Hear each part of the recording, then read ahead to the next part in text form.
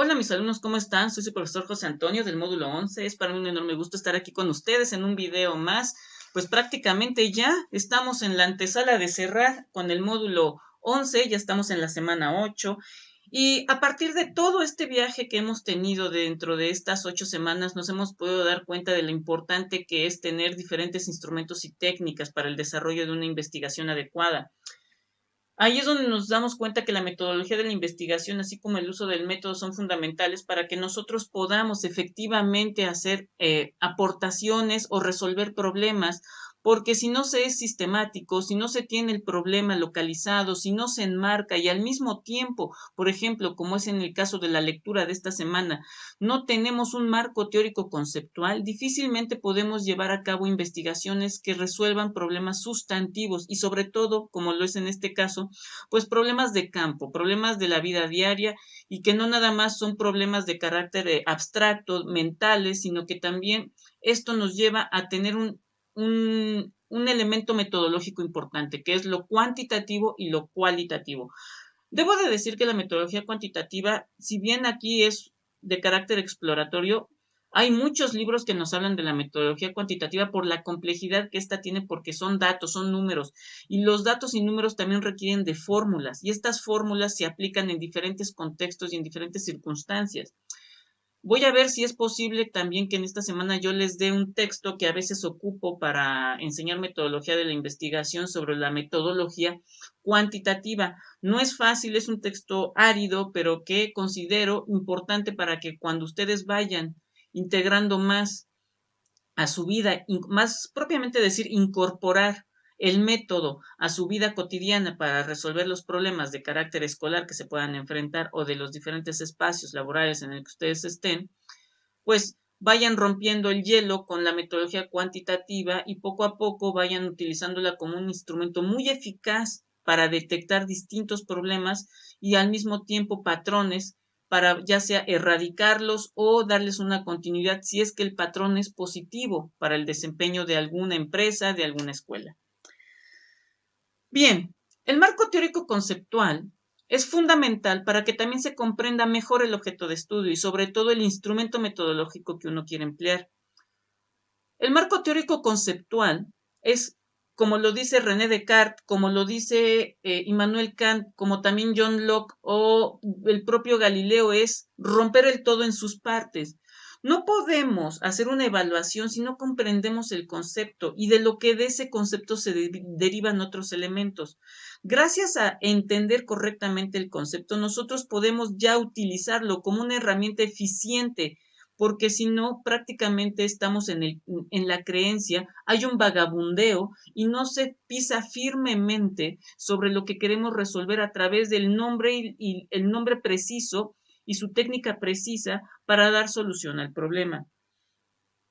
En la lectura que tuvimos en esta semana 8, es bien importante que la evaluación se vea como algo que surge bajo una necesidad que del contexto social. La sociedad, al estar en constante cambio, requirió que la educación también se fuera transformando.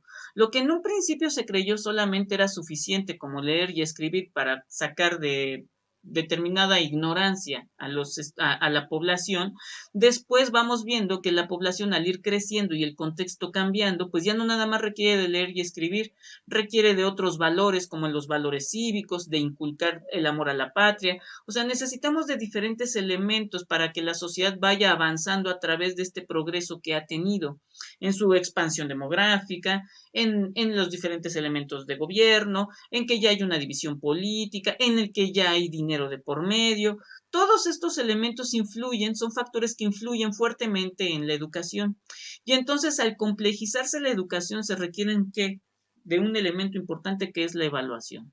Pero para llegar a este punto de la evaluación necesitamos primero un monitoreo. Y entiéndase que el monitoreo es un elemento exploratorio, es decir, vamos a hablar, por ejemplo, de la educación en México, de la educación básica, vámonos del primero al sexto de primaria, en el que nosotros decimos, bueno, vamos a ver si ahorita el plan de estudio actual que tenemos realmente es vigente a través de las necesidades sociales que actualmente hay.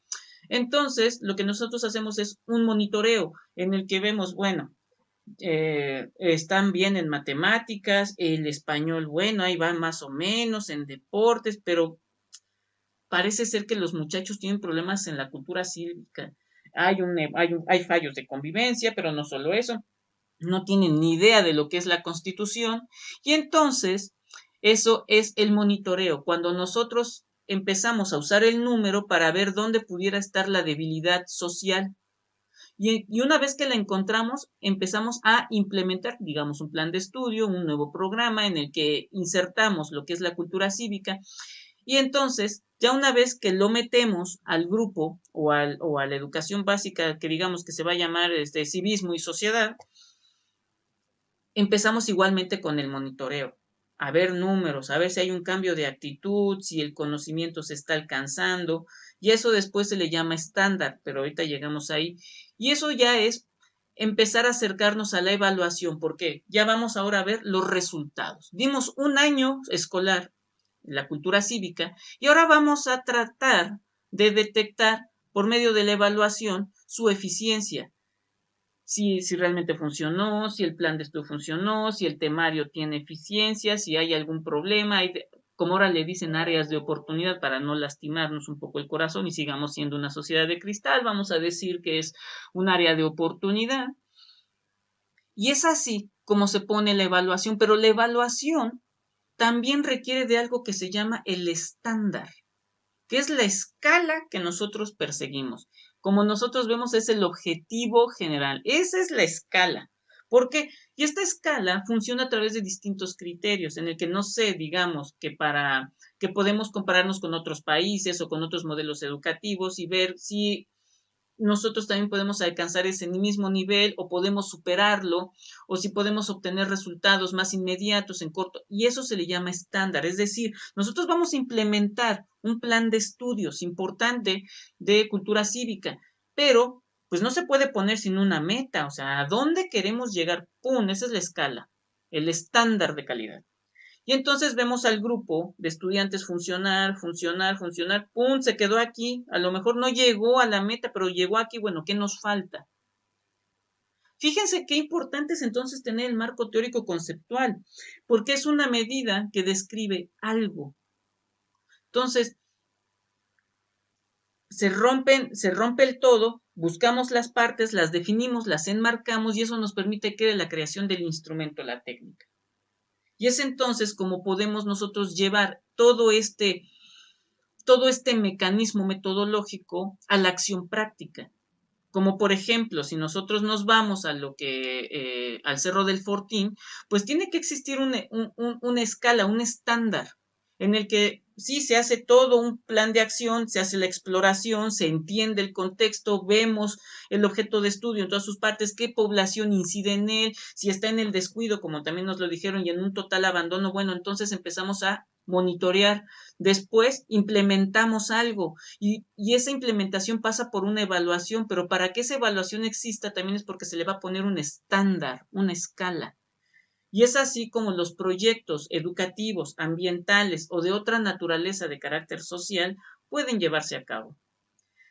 Sé que fue muy cortito el video, pero como siempre no es mi interés hacerlos largos, sino que poderlos ayudar a entender mejor las lecturas y sobre todo que se den cuenta que sigo participando con ustedes a pesar de la enorme distancia. Ya cuando termine el módulo, me gustaría sostener una conversación con ustedes acerca de mi destino en la ley y sobre todo de que me voy a los espacios presenciales, pero sin abandonar la ley. Sin más, me despido. Muchas gracias.